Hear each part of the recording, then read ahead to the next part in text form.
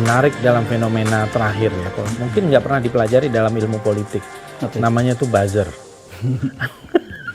Itu apa itu, makhluk buzzer apa? Ya, tapi zaman Rasulullah juga ada itu buzzer. Hoax itu sudah ada kayak gitu ya di era itu. Makanya jadi, tapi kan ini jadi ada yang diplesetkan pakai bahasa Arab itu buzzer apa kayak gitu. Jadi dari dulu ada kelompok-kelompok yang kerjaannya memberikan informasi yang salah kayak gitu kan. Sesat ya. Sesat gitu. Dari zaman kekuasaan kan selalu ada itu di dalam konteks ini. Tapi kali ini karena mungkin juga perkembangan teknologi, tapi kita ini ya teknologi bukan kemudian dipakai untuk kemaslahatan yang baik, tapi bahkan ada yang waktu saya mengatakan, saya baca di Oxford ya, surveinya Oxford yang mengatakan kita sebetulnya buzzer, pemerintah menggunakan buzzer untuk oh nggak ada Bu. Oh ya nggak ada ya. Oh saya baca ini, giliran saya pulang saya baca lagi yang saya pernah dikirimin kayak gitu ya. Ada ini kayak gitu kan. Nah saya nggak tahu ketakutan apa yang ada di otak dari, dan ini kan yang paling banyak menggunakan buzzer tentu saja yang berkuasa kan, karena dia punya dana, punya dan sebagainya seperti itu. Nah ini menurut saya menjadi demokrasinya tidak sehat dalam konteks makanya kan illiberal demokrasi atau demokrasi liberal yang sakit kayak gitu kan, atau demokrasinya cacat, demokrasinya sudah terjual dan sebagainya. Ya kita harus kembalikan lagi. Kita mau kemana? Nah di sini teman-teman dari partai politik menjadi sangat penting. Ajak dialog-dialog kampus-kampus ya, untuk yuk kita bagaimana dialog-dialog untuk pengembangan perkembangan politik yang sehat di Republik ini. Mau sampai kapan? Karena tidak ada garansi kan. Kalau dulu Pak Prabowo ngomong apa? Yang katanya Indonesia hilang tahun 2030. Emang nggak ada garansi? Emang ada yang garansi sampai kiamat? Kan nggak ada. Kita sendiri yang bangun. Ayo kita bangun. Masih mau bersama-sama atau akhirnya terpecah belah, dan itu gampang sekali. Konstitusi kita juga mengatakan Indonesia ini ada karena atas berkat rahmat Allah. Lah kalau kita melawan perintah-perintah Allah ya rahmatnya nggak turun kayak gitu kan, barokahnya nggak turun, udah ngerusak kan hilang, dan itu gampang sekali. Kalau kita pelajari sejarah kan zaman siapa dulu, kalau kita baca surat Al-Kahfi kayak gitu kan banyak sekali kaum Mad, kaum Maiden, kaum itu kan hilang kayak gitu kan. Nah ini juga demikian, tapi mudah-mudahan karena seperti YouTube-nya Bung Fadli yang kayak gini terus-menerus kan, jadi kita mengingatkan. Iya betul. Gitu. Mbak Husnul, gimana ya, kan kalau kita lihat dalam prakteknya, memang sekarang ini sudah ada kewajiban bagi partai politik untuk calegnya itu 30% perempuan. Tetapi dalam kenyataannya kan tidak mudah. Pertarungan juga tidak mudah, untuk merekrutnya juga tidak mudah. Nah, kenapa kok kira-kira dunia politik kita ini dikuasai laki-laki? Ya karena dari sejak terminologinya, politik sesuatu yang publik. Publik itu dulu ada pembagian kerja public versus private. Jadi private dalam arti bukan bisnis, tapi private dalam arti domestik. Rumah tangga perempuan, laki-laki yang keluar berburu dan sebagainya. Nah kemudian berkembang pemikiran-pemikiran, makanya selalu di dalam teori-teori politik kan memang masih sangat bukan mainstream. Mainstream teori politik itu male-stream, jadi pemikiran-pemikiran patriarki yang ada. Nah kemudian ada tuntutan-tuntutan.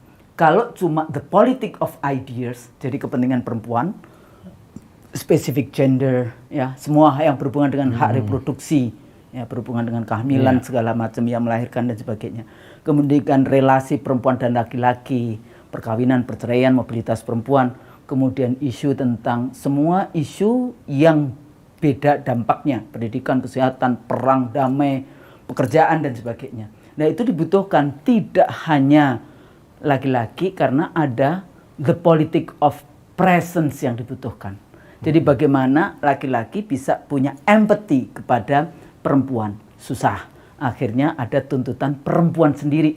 Ya jadi selain dia message, dia juga messenger kayak gitu kan. Yeah. Akhirnya ada tuntutan di dunia ya UN ini kayak gitu ya dengan partisipasi 30%. Tapi saya selalu mengatakan tidak harus dengan reserve seat. Saya orang yang nggak suka dengan reserve seat kayak gitu ya. Karena beberapa negara menggunakan reserve seat atau triple ballot system. Sekarang yang paling tinggi kan di Rwanda ya. Rwanda itu 61%. Tapi dia sistem pemilunya triple ballot system.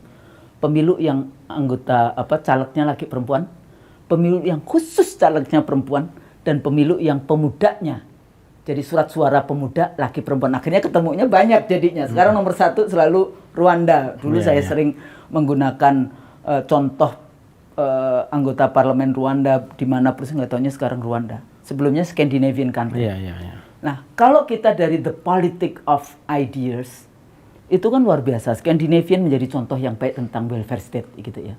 Perempuan melahirkan, menyusui, dia boleh cuti 2 tahun. 1 tahun dibayar oleh negara, 1 tahun tidak. Setelah cuti 2 tahun boleh kembali ke pekerjaan semula. Sekarang kalau nggak mau cuti 1 tahun, ya sudah diganti uang oleh negaranya. Jadi family based interest policy-nya itu luar biasa. Saya suka tantang di partai-partai Islam di Indonesia. Itu Scandinavian kan nggak pernah kan baca Quran surat Luqman ayat 14 yang perempuan itu melahirkan 2 tahun, menyusui 2 tahun. Wa wasainal insana biwalidayhi hamalatu ummuhu wahnan ala wahnin wa fisaluhu fi amain. 2 tahun menyusui. Untuk apa? Supaya anak-anak, pemuda-pemuda, masa depan dari para pemimpin bangsa itu menjadi anak manusia, bukan anak sapi. Anak denko, karena anak denko jadi anak sapi. Itu dipraktekkan di negara-negara Skandinavia. Kita yang majority Muslim terbesar di dunia, kadang-kadang ayat-ayat yang between quote, biasanya kalau saya ngomong sama teman-teman yang Muslim kayak gitu ya, nggak mau disebut feminis gitu kan, nggak mau. Padahal saya feminis dalam arti keadilan gender kayak gitu. Itu banyak kayak gitu. Tapi kenapa tidak dipraktekkan atau diimplementasikan menjadi policy? Nah, di sini letaknya akhirnya banyak keinginan untuk bikin yang namanya the politics of presence. Jadi perempuan sendiri, supaya kalau cuma sedikit, biasanya di parlemen perempuan tidak mendapatkan perhatian. Kalau yang disebut significant numbers, itu kemudian perempuan, isu-isu perempuan mendapatkan perhatian, dan yang laki-laki behave well. Kan kalau laki-laki di antara perempuan banyak kan akhirnya agak jaim gitu kan, dibandingkan enggak. Nah, jadi ini perkembangannya. Tapi apakah kemudian harus ada sih yang UN atau teman dari Filipina selalu 50-50? Enggak. Saya orang yang enggak terlalu 50-50. Kenapa? Itu tadi rekrutmennya. Walaupun saya juga mempertanyakan. Dulu Khofifah waktu menteri dan dia juga PKB kan, Mbak, enggak ada nih perempuan. Sebentar, Fah, kamu kan ketua muslimat. Koklim anggota muslimat, anggota NU itu berapa puluh juta. Masa nyari 6.000 aja lu enggak bisa? Nah, jadi bukan yang dibutuhkan itu bukan, kan ada 135 juta perempuan. Ya, tapi kan susah. Ya, ini sebetulnya dari patriarkinya, patriarh juga harus rela bahwa ada kepentingan-kepentingan itu. Tapi tunjukkan juga, Anda nggak perlu jadi messenger, kami bisa the politics of ideas. Tapi itu belum, sangat jarang ditunjukkan. Makanya kenapa ini tuntutan. Kalau kemudian nanti kelompok laki-lakinya ternyata dia mampu berbicara dari untuk mengaspirasikan dan mengartikulasikan, mengagregasikan kepentingan perempuan, mungkin juga kita nggak terlalu harus ada the politics of presence. Contohnya, bukan contohnya. Saya pikir sebagai aktivis ya selama ini kan keleleran aja kayak gitu ya, artinya di luar rumah. 2 tahun terakhir ini enggak, saya enjoy ternyata di dalam rumah kayak gitu ya, ngurus baru bangun tidur sampai mau tidur lagi, urusan rumah, urusan macam-macam. I enjoy kayak gitu. Tapi gimana cara saya enjoy di rumah tapi tiap bulan saya digaji berapa kayak gitu kan? Nah, ini juga persoalan-persoalan yang kita hadapi. Jadi di situ sebetulnya. Kalau kemudian sistem politik, partai politik bisa deliver ya, kebutuhan, kebijakan ya dari mulai gender budgeting dan sebagainya seperti itu, saya yakin nggak terlalu, maksudnya tidak harus sekian persen sekian, enggak. Even natural aja ya. Natural aja dalam konteks itu. Tapi untuk sementara sebagai satu proses, sebagai affirmative action, biarkan aja. Ya, maksudnya itu bagian dari proses berpolitik kan, nanti sampai dan satu yang posisi. paling penting kan akses dan ruang yang terbuka yang sama, gender equality dalam akses politik, dalam proses politik dan sebagainya kan itu. Ya itu kan. Saya kira itu sangat penting sih. Baik, Mbak Husnul Mariah, pembicaraan yang cukup banyak yang serius gitu ya. Dan juga menyentuh saya kira pengertian-pengertian dasar politik. Terima kasih sharing ilmunya.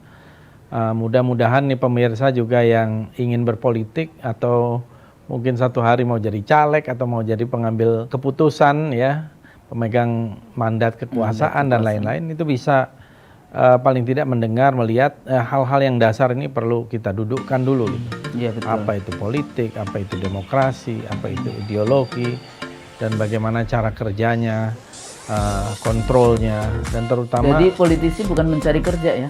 Bukan. Perjuangan itu. Ya, itu bagian dari pengabdian.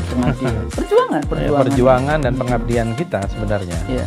Di dalam membela kepentingan rakyat kan, kalau di legislatif. Di eksekutif juga dia membela kepentingan umum ya, untuk memajukan kesejahteraan rakyat, mencerdaskan kehidupan bangsa, tujuan-tujuan tadi. Sekali lagi saya ucapkan terima kasih Mbak Husnul. Kembali kasih kepada pemirsanya Bung Fadlizon. Mbak Husnul ini sebenarnya harusnya sudah jadi profesor sejak lama ya. Udah. Sekarang saya tanya, Ibnu Khaldun punya profesor nggak? Bukan. Kalau iya. Para imam-imam itu butuh profesor nggak? Jadi nggak penting. Ya, insya Allah. Yang paling penting ilmunya. Untuk apa jadi profesor kalau nggak ada ilmunya? Iya. Terima kasih. Wassalamualaikum. Yang penting itu the type of person. Anda jadi orang baik atau Anda jadi orang jahat. Oke. Terima kasih. Assalamualaikum warahmatullahi wabarakatuh. Waalaikumsalam warahmatullahi wabarakatuh.